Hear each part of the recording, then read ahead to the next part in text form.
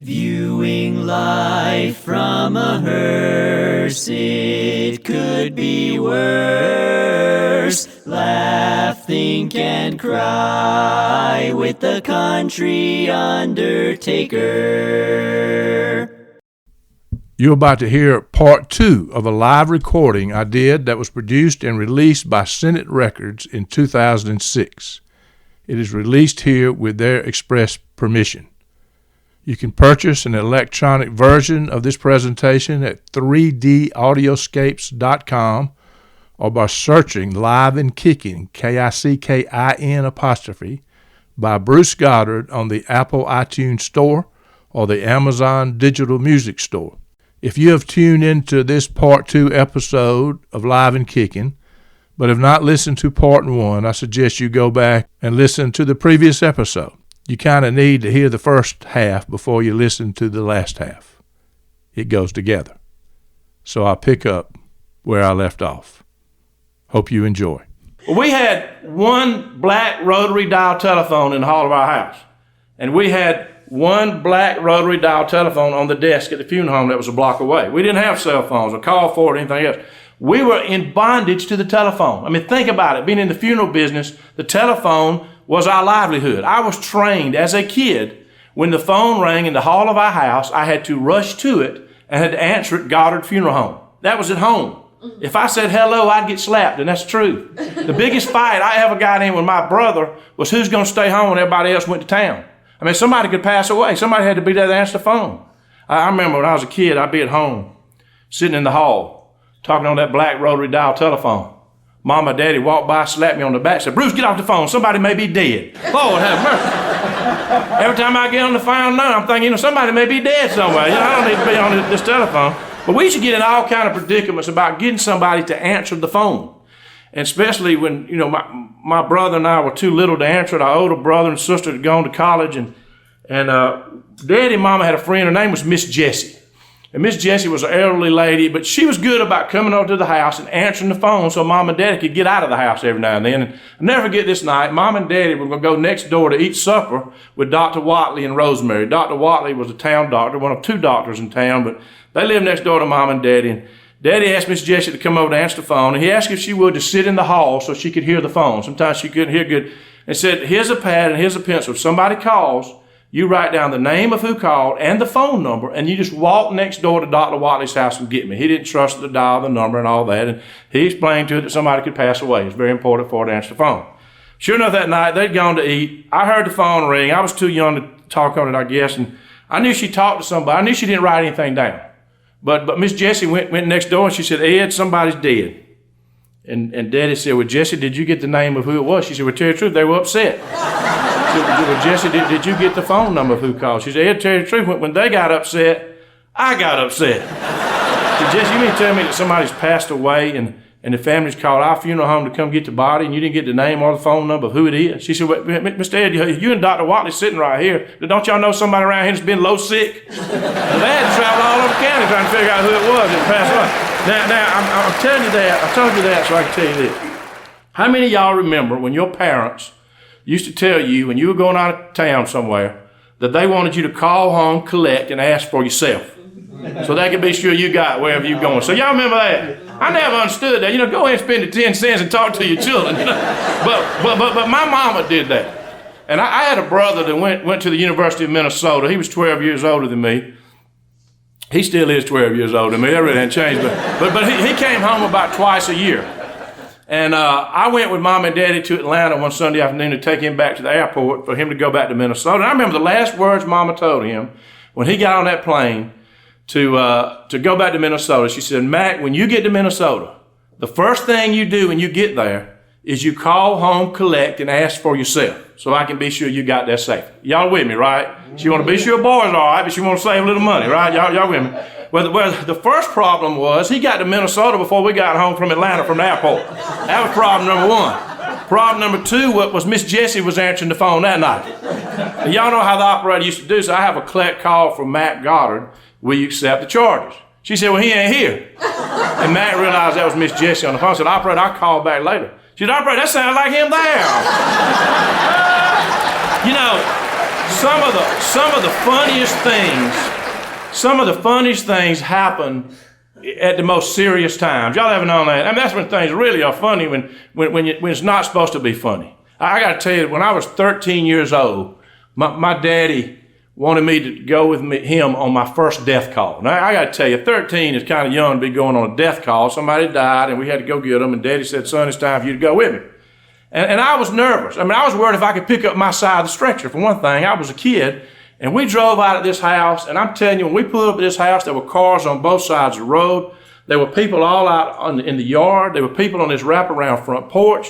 I mean, my heart sunk. I'm thinking, this must be the mayor. You know, this is somebody important. I learned something that night, by the way. I don't know how it is where y'all live, but where I come from Taylor County, Georgia, there's something about death that makes people think of tater salad. Listen, I'm serious about that. Listen, you can be in the hospital. The doctor can come out of the operating room, pull the mask off his face, call the family together and say, I'm sorry, Grandpa didn't make it. My Lord, let me go home and make some tater salad. That's the first thing everybody does. Well, I was relieved that night to find that out. I'm thinking, well, maybe this man ain't that important, you know? Everybody just bringing tater salad to the house. That made me feel better. But I stood out by the hearse and while Daddy went in to talk to the family, and finally he came back, and I had him get that stretch up his flight of steps, and I remember it was a big wraparound porch. Several doors went in that house off that porch. We rolled the stretch up to one of the doors, and Daddy said, Bruce, the man is in this room. You roll the stretch on in and wait on me. I'm going to go talk to this family. 13 years old. I remember like it was yesterday. I rolled the stretch in the room. The man was laying on the bed. I rolled the stretch up next to the bed, and I'm standing there. I'm thinking, Daddy, whatever you're doing, please hurry up. And I knew I was in over my head, and I looked down, and I thought I saw the man move. Now, I'm going to tell you something. I backed up. And I'm thinking, you know, surely this man's dead. They wouldn't have the Undertaker out here with all this tater salad. You know, man hadn't really passed away. So I got myself together, and I eased back up to the bed. I'm thinking I'm hallucinating. I'm too young to be doing this. And about that time, I looked down, the man reached up and scratched his nose. I'm going to tell y'all something. I wasn't but 13 years old. But you ain't got to be a rocket scientist to figure out, they out there picking out pallbearers. This man here scratches his nose. We got problems, you know? So I went out looking for Daddy. I met him coming in. I said, Daddy, I need to talk to you. He said, son, we can talk on the way to the funeral home. The family's ready for us to move him to the funeral home. I said, Daddy, I believe I need to talk to you before we move him to the funeral home. He said, son, what is your problem? I said, Daddy, the man's not dead. And Daddy looked at me, looked across the room. The man that was dead was in a chair on the other side of the room. I was on there with his invalid father who was laying in the bed. I'm gonna tell y'all, that's the moral of that story. When y'all call the Undertaker to come to your house, be doggone sure they get the right fella. Him, it can absolutely happen. I mean, it really can. One of the questions I get asked more than any other question, I'm serious about it, especially by ladies, and I travel all over and I speak to all kind of groups, and people come up to me and ask questions. People have questions about this death industry. The question I get asked more than any other question is this: do you split a man's coat in the back before you put him in the casket? Has that been something about the word y'all deaf? Well, let me tell you, the answer is you do if the coat don't fit. Okay, that's the deal. When I was in mortuary school, I had this teacher who's a retired undertaker from Oklahoma. And he told us he should split all the coats. He said he lied about it. He said he figured the family wouldn't understand it. And, you know, the truth is they wouldn't ever know the difference. Until one day a lady came in, was about to go back and view her husband who passed away. She said, sir, I need to ask you something before I go view my husband. Did you split my husband's coat? He said, no, ma'am, I certainly did not. She said, well, thank goodness, because I gave you the wrong coat. So that's my son's coat. That undertaker stood there at me and said, lady, I didn't split it, but I'll have to split it to get it off. That's a fast-thinking undertaker right there. That reminds me of the story. A young boy working in one of these big chain grocery stores. He's running the produce department, and he was working hard, and this arrogant acting man came up. Everybody's met those, and he picked up this head of lettuce that the customer did and turned around to the young boy and said, son, I want to tell you something. I'm not going to pay $1.20 for one head of lettuce. He said, this is absolutely ridiculous. What I want you to do is take this head of lettuce, cut it in half, and I'll give you 60 cents for half of it. He said, sir, I can't sell you half a head of lettuce for half price. I've been working here 3 months, and nobody's ever even asked me that. He said, son, you sell me the half a head of lettuce for half price, or I'm going to take my business somewhere else, and I don't think the manager of this store wants to lose my business. So the boy went in the back. He found the manager. He said, sir, that's this jerk out here who wants to buy half a head of lettuce for half price. By the time he said it, he realized the customer was standing right behind him. The boy trying to say, but this gentleman right here would like to buy the other half. Now, he's thinking fast, right? The manager watched that customer continue shopping. He finally paid for his stuff, and he was back there scratching his head. And he called that boy and said, son, I want to tell you something. I know you lied. I know it ain't right, but I got to tell you, you impressed me. To be able to think that fast on your feet and to get out of that situation as gracefully as you did, you can go a long way with this company. He said, son, where are you from? He said, sir, I'm from Chicago. He said, Chicago? So how'd you end up in Georgia from Chicago? He said, sir, I hate Chicago. He said, nobody lives up there but prostitutes and hockey players. He said, you wait a minute, son. My wife came from Chicago. He said, really, which team did she play on? I got to tell you, before I was a very young kid. I guess I was probably 13 or 14. I went with my daddy on a death call one night, and I can't remember. I know it's two sisters, and one of them had died. They lived together. I think they were widows. They may have been old maids. I'm not sure, but back in those days, today when somebody dies at home, either hospice pronounces them dead or coroner is there or whatever. But in those days, either Dr. Watley or Dr. Sams was always at the house. When we made a death call, they were there. And when we got there, when the funeral home got there, they would, whichever one was there would leave. But I'll never forget this night. I went with Daddy, and I remember him talking to the sister of the sister who died. And Daddy said all the right things. He was very good at that. And he said, made her feel so good. And Dr. Sams had told everybody bye, and he had gone. And we put her on the stretcher and put in the hearse. And we were driving off real slow. I'm about 14 years old. And all of a sudden, somebody knocks on the window of the hearse, and it scared me to death. And it startled me, and it was the sister. And she said, would you please, Ed, I want to tell you something. He said, something is bothering me. He said, tell me whatever you want. So I know Dr. Sams is a fine doctor. I've got all the confidence in the world. He's a great doctor. But Dr. Watley was my sister's doctor. And I really would feel better if you let Dr. Watley see my sister to be sure she's dead before you take her to the funeral home and start that whole process. Daddy said, that is no problem. I'll be glad to do that. Dr. Watley lived next door to Daddy. And so we pulled up at the hearse about 3 o'clock in the morning. We pulled up in the hearse, rang the doorbell. You got to understand, back in those days, that was not unusual because we took sick people in the hearses. We ran the ambulance service too, so it was not unusual to take a sick person to Dr. Watley's house and let him check them out.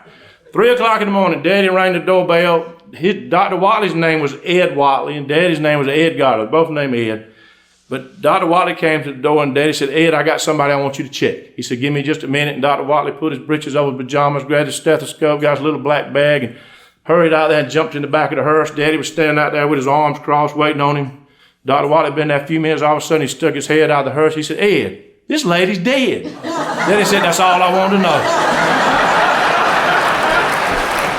I had a call one time. I had a new person working. She was a family friend, and she started working part-time at the funeral home. And this is later in life, and I was wearing a lot of hats. I had a furniture business. I ran the ambulance service. I was a chairman of the Recreation Commission. I was chairman of the library board. People were calling. Either somebody was dead, somebody was sick, or somebody's batting helmet didn't fit. I got all kind of calls. Somebody answering the phone for me had a tough job. But anyway, she was answering the phone for me, and we just started getting cell phones. And she called me, and she said, Bruce, you got a call from your friend, and he has a flat tire, and he wants to know what you're going to do about it. I said, okay. I said, who is it? She said, it's Greg. I said, Greg who? And then she said, well, I wrote it down. Hold on just a minute. And I could hear her fumbling through paper. I'm on the side of the road with his cell phone you hardly can't hear out of, and you know how it was back then. She said her name is Greg. His name was Greg Dickencrew, Dickencrew. She spelled it for me. I said, come here. I've never heard of Greg Dickencrew. Where did he say he was? She said, but he sounded like you would know where he was. And I'm sitting there thinking, who in the world is Greg Dickencrew with a flat tire? And acts like I'm supposed to know he's got a flat tire or where he is. I was on the way to the cemetery, had a funeral that day, and I pulled up in the cemetery, and I saw the vault truck and our crew there, and I pulled up and I noticed the big truck had a flat tire. And I said, did y'all call the funeral home and said, yeah, you did. And it dawned on me, it was the grave digging crew, not Greg Dickencrew. Sometimes you hear the wrong thing, right? We had a situation one time when I got out of college. My brother and I bought another funeral home in Roberta. And we've been just running the funeral home in Reynolds, but we bought that by the time I graduated in 76. And one of the first death calls we had in Roberta, there was a man in Roberta that used to help us. His name was Henry. And Henry knew everybody in Crawford County, and he worked for the former funeral home, the Bankstons, who we bought the funeral home from. But Henry stayed on to help us, and we couldn't have made it without Henry, because Henry would have introduced us to everybody or whatever. He knew everybody there. And we had a call in the middle of the night. Somebody died out in the country, and my brother and I and Henry went on this death call. We're in the hearse. Henry's in the middle. I'm driving, and my older brother's on the shotgun over there. And we head down in the country, and he's telling us where to go. And we pulled up at this house in the hearse, and there were, again, cars everywhere. It was 2 o'clock in the morning. You know, that just happens in rural America. People come to your house, whatever hour of the day it is. And as we pulled up, Henry said, there's the sun right there. You could see him in the headlights. I was driving. So when the sun came up next to me, he said, if you pull the hearse right around that tree, and I'm going to be over there, and I'll show you right where to back up. And I said, that's fine. So I did what he said. I was looking at him in the rearview mirror, and I was watching him, and I was backing up, and he was motioning me, and he stopped me at the right time. And the plan was for Mac, my brother, and Henry to go in and talk to the family. I was the younger, I was just out of college, and I was going to stay back and then wait till they came back, and we'd go make the removal. Well, by the time I got out of the hearse, the son had opened the back door of the hearse, and he was pulling the stretcher out, trying to pull it out. And I said, just hold on. He said, no, I know, I can handle it. I want to go ahead and help. I said, okay. So I helped him get the stretcher out, and he took off up the stairs of this house. And my brother and Henry were already in the house, and you just don't go in a stretcher when somebody's died in a house without having to look first. I don't know if y'all understand that. But here I was with this son going up this flight of stairs, and we ended up right in the kitchen. And there were people all in the kitchen, and here I am with this stretcher, had a blanket on it that said Goddard written on the blanket. And I'm thinking, this is not the room we need to be in. I said, would you mind just keep on going, keep moving, get out of the kitchen. So he got in the hall, and I said, which room is your daddy in? He said, he's in a nursing home in Macon. Here we were in his house, and I said, does this guy think we just carry this stretcher around with us everywhere we go? But the man wasn't even there. We were in the stretcher. So anyway, the first time I ever did a talk, I spoke to the Taylor County Ministerial Association Christmas banquet. And the whole topic of my talk was funny things preachers do. And from my perspective, in the funeral business, preachers do some funny things. We had a guy, he's a great friend of mine. He still is a great friend of mine. His name is Brother Ranny. He's a part-time preacher, and he helped us. He's a funeral director and helped us part-time. And we had a funeral one day, and a lot of times he not only helped on a funeral, but he also preached the funeral. If they didn't have a preacher, and sometimes he was their preacher, but he would preach funerals that he didn't know. But this is one of his families, I think. But I picked up the family, and I was coming to the church in procession with the family. And I had my guys at the church, and it was packed, people everywhere. And Randy was going to preach the funeral. And on the way to the church, the family gave me a cassette tape and said, Bruce, will you play this tape during the funeral? And I'm thinking, I don't know whether that's how great they are to Steppenwolf, but, if that's what they want me to do, I'll certainly play it. And so I got to the church, and outside, it was right at the funeral hour. Jeff, the guy that was running the funeral there at the church that worked with me or for me, I said, I've got this cassette tape. The family wants me to play it. Do you know where the player is? He said, it's in the pulpit, but I know you're not going to go play that tape when you don't even know what's on it. I said, they've asked me to do it, and I'm going to do it. So I told Randy, who's preaching, I said, Randy, I'm going to walk down the aisle with you, and I'm just going to sit up in the pulpit with you, and I'm going to play this tape first, and then you get up and you preach, but give me time to get out of there. I'm going to come back out, but I'll play it, because they asked me to play it. So sure enough, we started the funeral. We had everybody stand. Randy and I walked down the aisle. Everybody, the family came with us. I'm sitting up between, as far as from me to you on the front row right there from the family. And I play this tape. I put it in, and it starts right in the middle of it. I try to back it up, and it was a fiasco playing the tape. But I finally got the tape played, and as soon as it got through, I heard something that sounded like somebody was moving a piano across the stage. This podium did not have carpet. And I looked up, and Randy, and y'all got to understand, Randy was a big guy. I mean, he was a real big guy. And I'm not sure exactly what he weighed, but it was about twice as much as I weighed for sure. But Randy had his butt caught in the pulpit chair. It's one of these big old chairs with the arm things. And he literally picked up the whole chair with him. And I was thinking, I got to help him. So I walked over literally and put my foot up against him, to get the chair off. So this is starting the funeral now. And I never forget, Randy started that funeral off about as good as I've ever heard in my life. He walked up to the podium in a serious voice, very, very distinguished. He said, that was a little tight.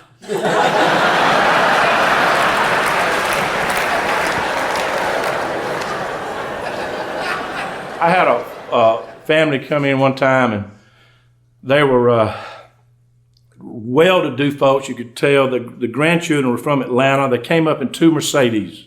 In Reynolds, when a Mercedes drives up, you just kind of look at some, well-to-do people. You don't see that much in Reynolds, but the grandmother died. I knew the grandmother real well. I didn't know them. They had grown up in Atlanta. But they came in, the 2 granddaughters and their husbands came in, very nice people. When they walked in the funeral home, a big Rottweiler dog came in with them.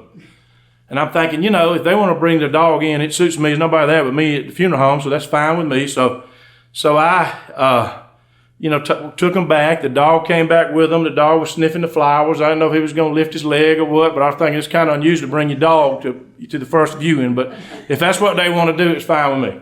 So I talked to him and gave him privacy. I closed the doors. I went into my office. I was probably in there 10 minutes, and really long time, 10 minutes. And one of the ladies came up and said, "Is there any way you can get this dog out of here?" I said, "Ma'am, that's not your dog." I said, "No, I don't know whose dog that is." We had a neighbor move next door, Beverly and Butch Hobson, and they had a dog named Nubby. I got to know Nubby later on, but Nubby had come in the door with that family. I'm sure they were sitting there thinking, what kind of funeral home is this? We're from Atlanta, drive these Mercedes, you got a dog walking around in the visitation room. But one of the classic stories I ever heard about, I was talking about funny things happening in serious places. Y'all probably have heard about this. But this preacher from Middle Georgia went down to South Georgia, to Alma, Georgia, to preach a funeral. It was in the middle of the summer. It was hot. It gets hot in Alma, Georgia in the middle of July. And it's one of these small Baptist churches where you got people lined up on the walls, people outside, people everywhere. Had the fans going, the funeral home advertising going, people fanning off. It was hot. And the family had come to this funeral director that morning and said, we've got an unusual request, and I know that we've told you to have the young man that's going to sing Amazing Grace at the funeral. But the family, the son-in-law came and said they've been talking about it, and they want you to sing Jingle Bells. They want him to sing Jingle Bells at the funeral. I said, "Are you sure?" I said, they said that was her favorite song, and that's what they want sung.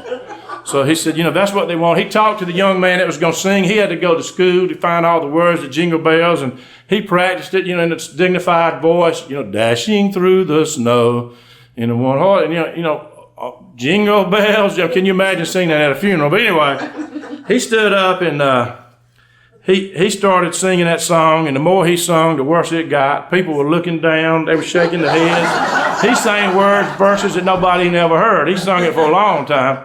And he finally got through with that song, and he was looking for a hole to go get in because he could see the expression on people's faces. At the graveside, the funeral director came up to him, had a funny look on his face. He said, "Son, I got something I need to tell you, that we made a terrible mistake." He said, "What are you talking about?" He said, "Well, I just found out the song that they wanted you to sing was Golden Bells." When they ring those golden bells. And they done sung Jingle Bells at that funeral. Last time I heard about that guy that was singing, he was working at a bar in Albany, Georgia. He never sung again after all that. The world ain't going to stop when you die, and we need to lighten up. Isn't it good to laugh? It's okay to laugh even in the face of adversity. Even in the most serious times, it really is okay to laugh. Let me tell you something else I've observed about life, viewing it from my hearse. Now, you listen to this country undertaker, because I'm fixing to tell you the truth. In this world, you're going to have trouble. I don't care who you are. I don't care what you do for a living. I don't care how old you are. I don't care how young you are. I don't care if you live in Chicago or Reynolds, Georgia. I don't care if you're white, black, yellow, or green. Things ain't going to always go your way. Now, I got to tell you, I've observed that viewing life from my hearse. But I've also read about that in the Bible. It's in John chapter 16. You can look that up. Jesus himself said it. In this world, you will have trouble. He didn't say you might. He said you would. Now, I've noticed something about people going through trouble. And one of the things I've noticed is that for most of us, we have this tendency when trouble comes is to push away from the trouble and say, "Man, I don't want no part of that. What in the world did I do to deserve this? Why is this happening to me? Why are my kids acting like this? Why is my marriage falling apart? Why am I in this financial mess? Why do I feel like this? God, where are you?" Y'all have asked that question? I want you to think with me. Can you imagine what this world would be like if all we had was sunshine, it never rained? I ain't real smart. I'm not a farmer, but I don't think anything would grow. Or all we had was daytime and it never got night. I'm convinced, viewing life from my hearse, that it takes the rain and the sunshine. It takes the night and the day. It takes the hard times and the good times to make us whoever we're supposed to be. And I got to tell you something. The worst thing you can do when trouble comes is to push away from it. You think about the worst thing you've ever gone through. That's a dangerous thing to get people to think about, because the truth is some of you have had it worse than others. I understand that. And some of it, when you think about the worst thing you've ever gone through, the truth is you're going through it right now. I understand that. And some of you, when you think about the worst thing you've gone through, the truth is you've never gotten over it. The truth is you might not ever get over it. I understand all that. But if you think about the worst thing you've ever gone through, and you're honest, it was a stepping stone. It will be a stepping stone to take you places you could never have gone, to allow you to help people you could never have helped unless you went through whatever it is you had to go through. I'm absolutely convinced that that's true. When I was growing up in Reynolds, there was a guy that lived in Reynolds, and some of you will know what I'm talking about when I tell you what he did. But he delivered Grits newspapers. Eulin Brown was his name, and he had a physical deformity. I'm not even sure what it was, but he couldn't keep his balance. His muscles were not right, but he rode his bicycle, and most of the time that you saw Eulin, he would be in the ditch with that bicycle. And there would be Grits papers strewn all in the ditch.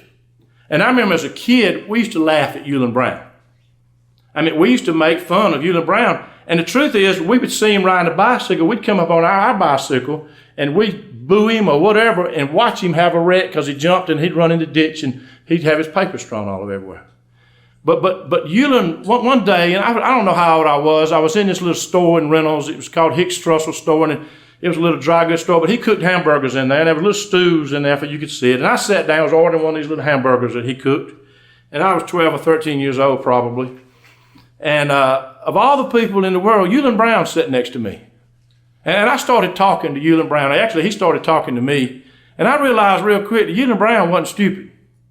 And the more I talked to him, the more that I began to realize that he was a human being.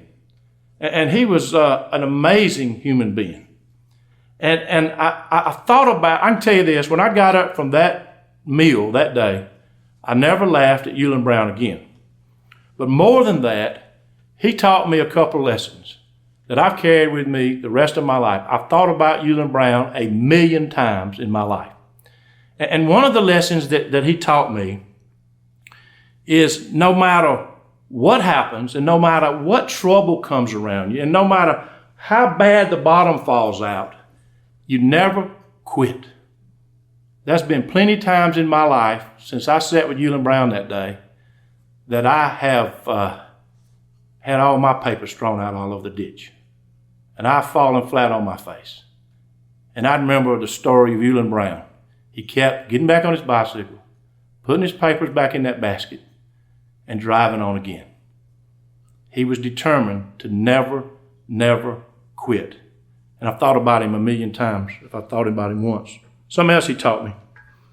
And boy, this is major life lessons that has carried me way further than I ever thought possible in life. There is a scripture, and I'm not a preacher, so I'm not going to go with the spiritual ramifications of this, but I want to give you the principle. There's a scripture that says, wide is the gate and broad is the road that leads to destruction, and many enter it. But small is the gate and narrow is the road that leads to life, and only a few find it. And it's dawned on me in life that most people, when they fall down flat on their face and the papers are strewn all over the ditch, most people say, why is this happening to me? Most people say, why do I need to go on? Why don't I quit? That's the wide road. The Eulin Browns is the narrow road. You understand what I'm talking about? Another thing that's true about that is most people do just enough in life to get by. They get up in the morning. What have I got to do to keep from being fired today? I just want to keep my job. What have I got to do to keep my marriage together? Well, what have I got to do to make my children like me at the end of the day? Well, what have I got to do just to get by? That's the broad road. I mean, most people walking down that road. But the narrow road of those people are saying, what have I got to do to be the very best at whatever it is I got to do? I mean, there's a huge difference. And let me tell you, the lesson is most people never win because they're afraid to lose. Can I tell you something? You'll never be a winner if you're afraid to lose. you will fall flat on your face many times if you choose to be a winner. I used to play basketball in high school, and it was amazing to me that when the game was on the line, 1 second in the game, most people were saying, "Don't give me the ball. I don't want the ball. Give it to Bruce. Give it to Dan. Don't give me the ball." They didn't want to lose. They wanted to be on the team, but they were living not to lose. And I was saying, "Give me the ball. I want the ball on the last play of the game. I'm either going to be the GOAT or I'm going to be the hero. But it's all right to be the GOAT." And I want to tell you, it's all right to fall in the ditch. It's all right to have troubles. It's all a part of life. And boy, that separates the wide road, people going down the wide road, and the people going down the narrow road. Y'all with me? So true stuff. The story of Euland Brown. I'll never forget Euland Brown. You've got to be determined when you fall to keep going. And you cannot be afraid to lose. If you want to win, you can't be afraid to lose. It's amazing to me how much is written in the Bible to people who are going through trouble. Sometimes you turn the TV on early on Sunday morning, and you hear some theology that makes me want to take a brick and throw it through the TV to get it off. Because they're saying stuff that, you know, that you really, if you're having trouble, then something must be bad wrong, and you're really not supposed to have trouble, and that's an aberration. And there's no way that's true. It's amazing. If you're in that place and you feel like right now that you're kind of falling flat on your face, maybe it's because you were trying to win and you didn't make it and you came to GOAT, or maybe it's because you've just been living in mediocrity and you're falling flat on your face. If you're in that place, I want you to listen to what I got to say. And even if you're not, for some of you, the sun's shining, I understand that, but you know, I told you I was an undertaker, I was going to tell you the truth, it's going to rain again. But I also want to tell you, if it's pouring down rain in your life, the sun's going to come up again. Whatever is going on in your life. But it's amazing how much is written in the Bible to people who are going through trouble. Turn your ears on and listen. The Lord is your refuge and strength.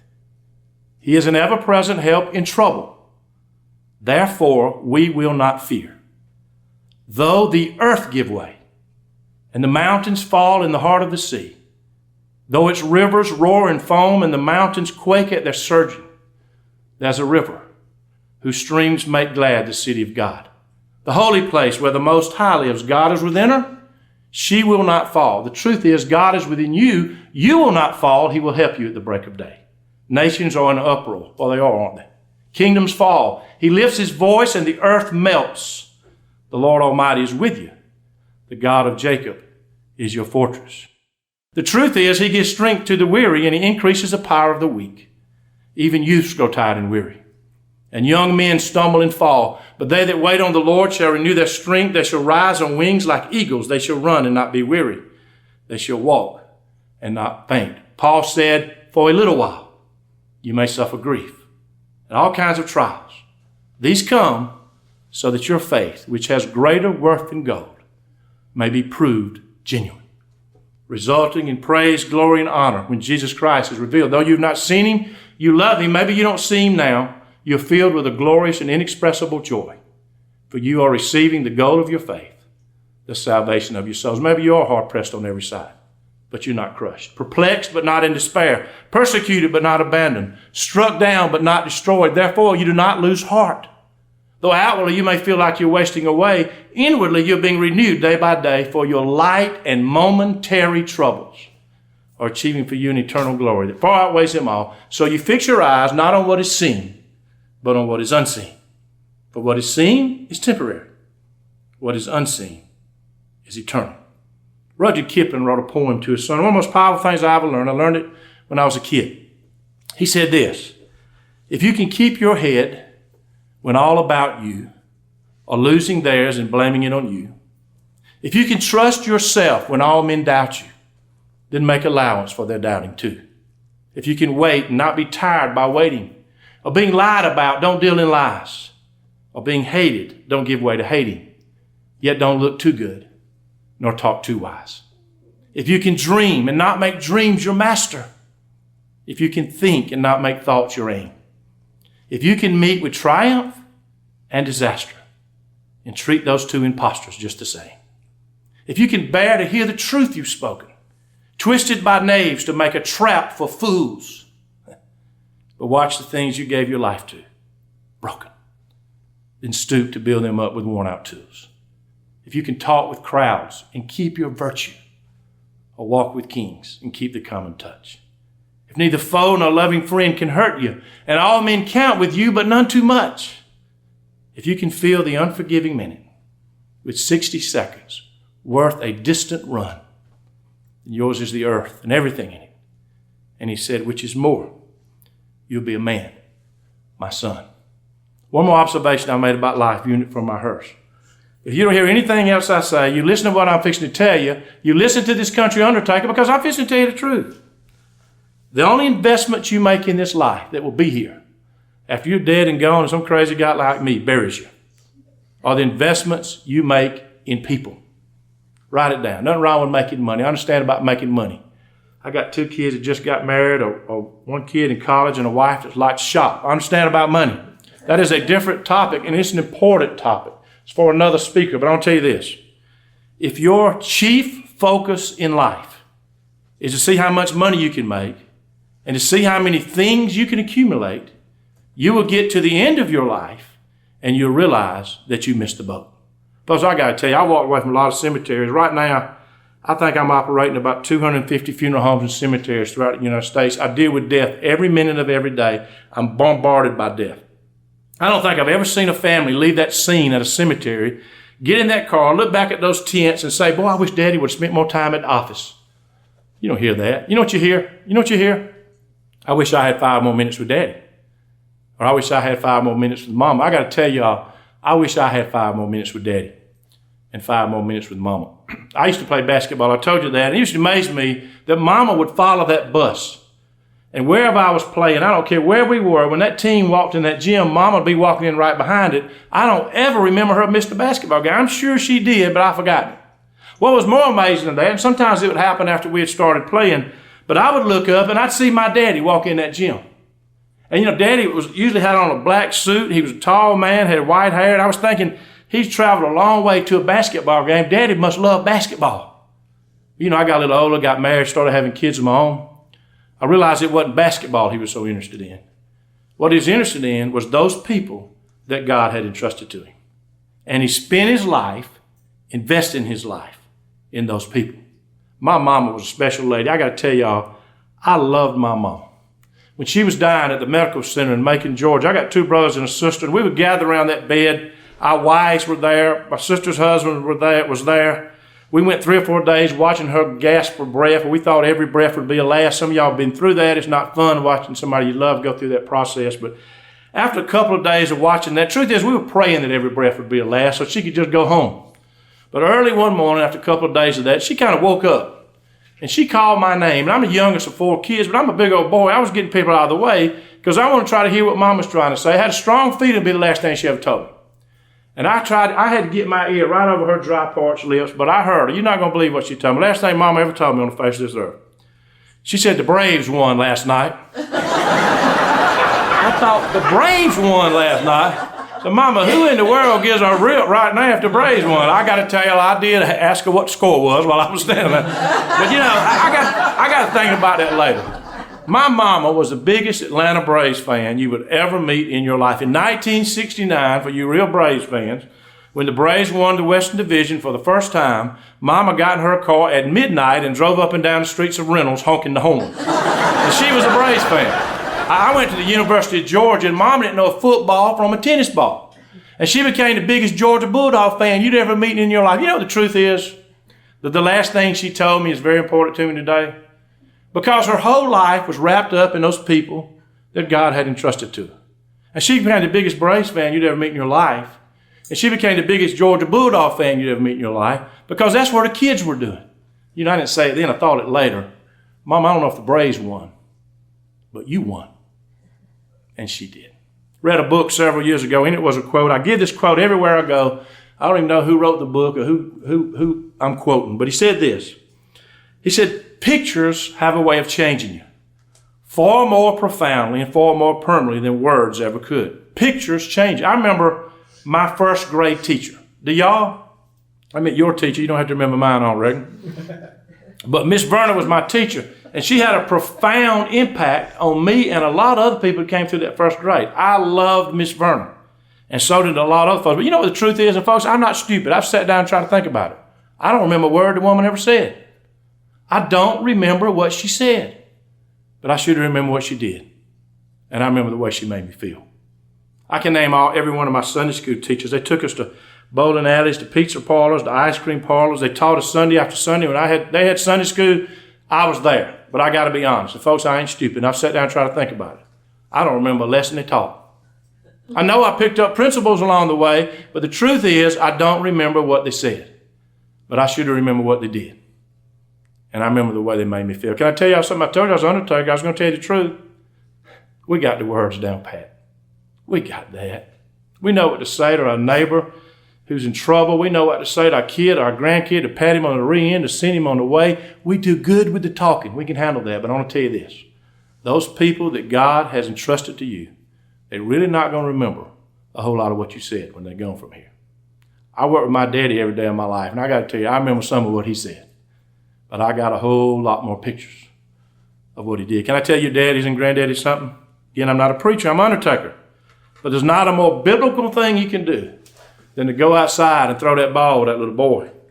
Or go to that little league game or that soccer game or that fishing hole, or for you mamas and the grandmamas to take that little girl or boy and teach them how to balance a checkbook, or take them to the mall, or teach them how to make a lemon pie. Whatever you do, those things are going to live long after you're dead and gone. All the speeches, they ain't going to remember.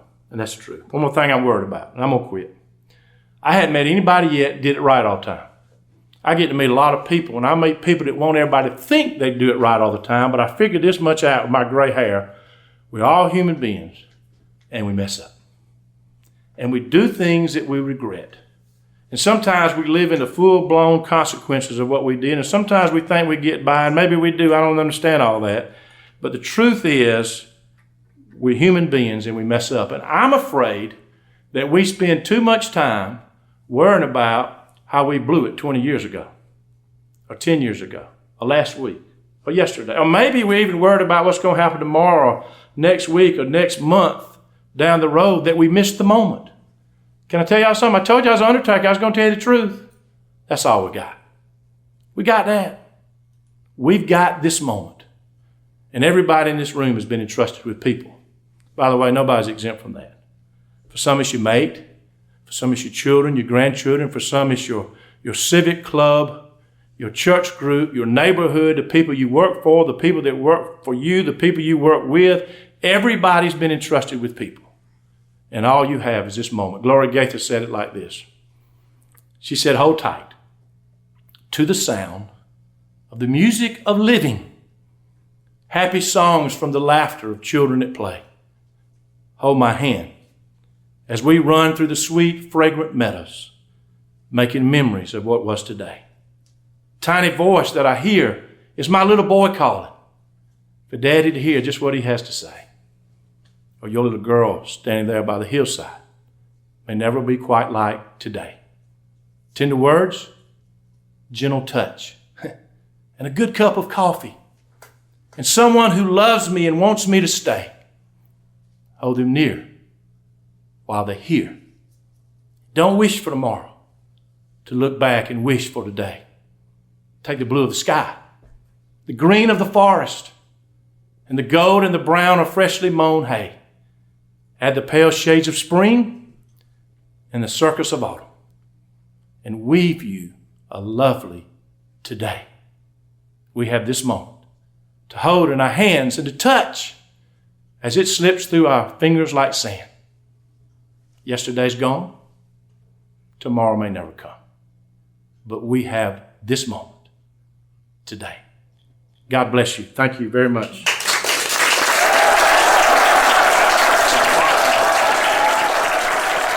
Viewing life from a hearse, it could be worse. Laugh, think, and cry with the country undertaker.